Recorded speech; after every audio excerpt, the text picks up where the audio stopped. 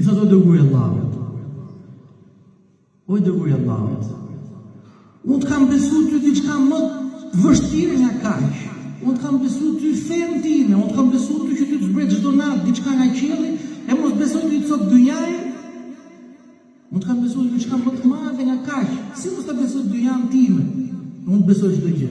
Atëherë pejgamberi sallallahu alaihi wasallam tha, shahadatu Khuzaym ibn Thabit ta'dilu shahadatayn. I tha profeti sallallahu alaihi wasallam shokëve të vet, i tha, dëshmia e Khuzejmës vlen sa 2 dëshmi, sa për 2 burra.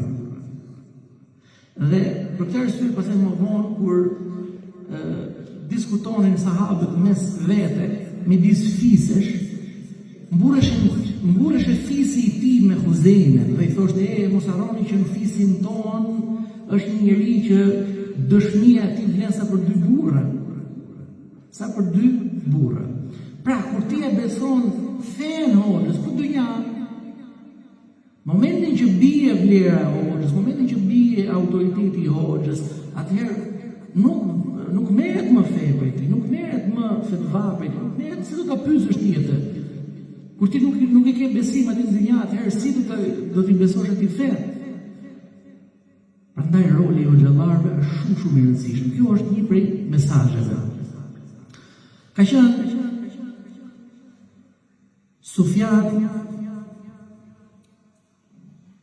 ibn Uyeyne rahimahullah, i cili ka qenë prej tabiinëve, ka qenë ikon për ikonave të dijes. Pasi që ishte plakur, i shkojnë një grup studentësh tek ai. Edhe pyet Khuzejmja, Sufjani, a ka dikush thot nga Egjipti nga ju? A ka një egjiptian me ju? I thot, po, jam unë, thot njëri nga ata. I thot, çfarë ka ndodhur me Lejth ibn Sa'din?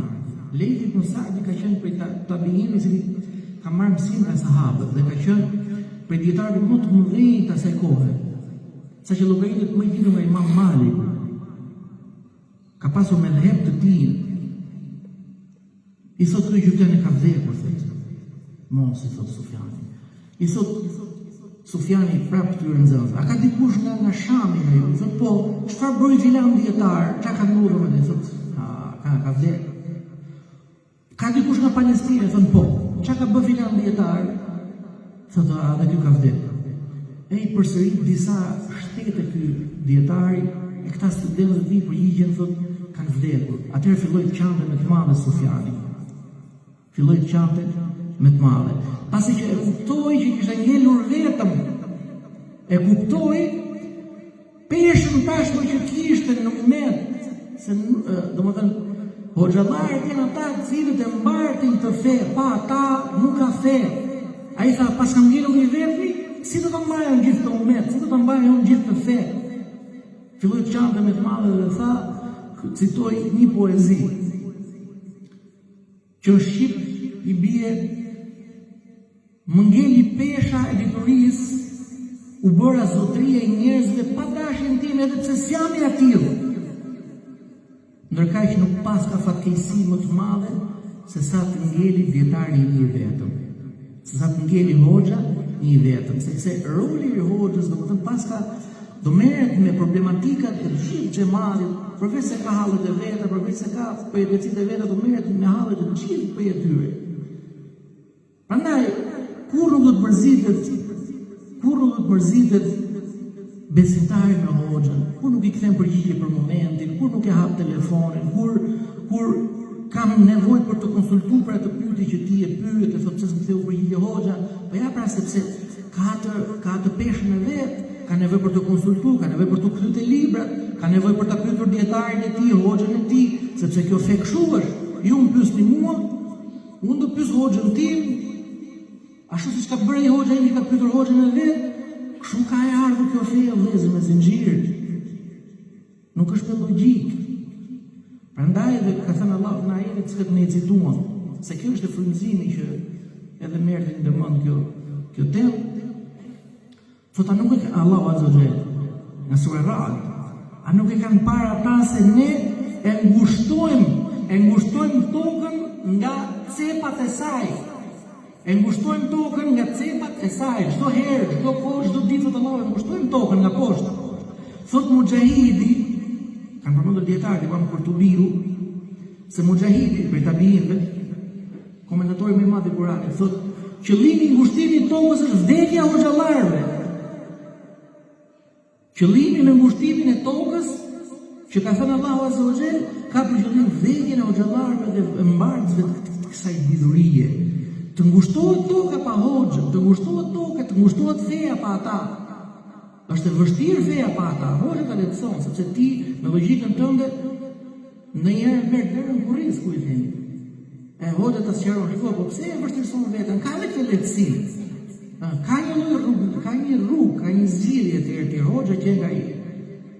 Që pranaj dhe thonë dietarët, thonë, kur vdes hoxha, kur nuk ekziston hoxha, ai lë pas vetes një brim e cila nuk do të mbyllet më në këtë moment.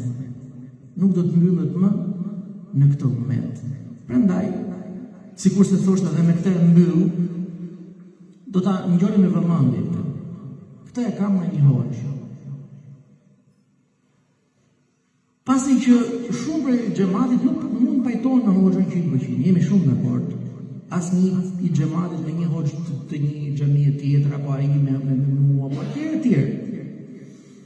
Sado thoshte të mos pajtohemi me hoxhën në shumë mesele, kur nuk e hedh poshtët, sepse mjafton që Allahu Azza wa Jall nuk zbret dënim për shkakun e tij. Mjafton që Allahu Azza wa Jall nuk e zbret dënimin për shkakun e këtij hoxhe.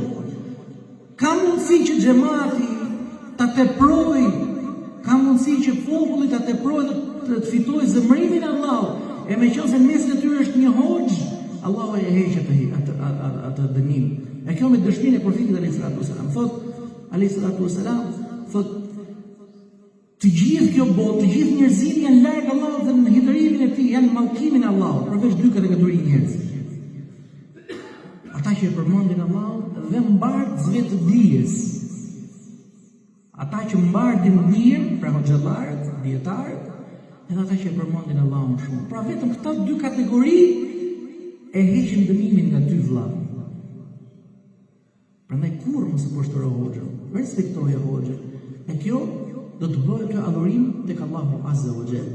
Sepse Allahu Azza wa Jall thot, nëse nuk dini, fes'alu ehle dhikri in kuntum la ta'lamun. Pyesni të diturit nëse nuk dini. Po nëse nuk ka ditur, këtë do pyesni. Atëherë fillon të zbehet feja. Allahu e shpërblet, inshallah, si thash do të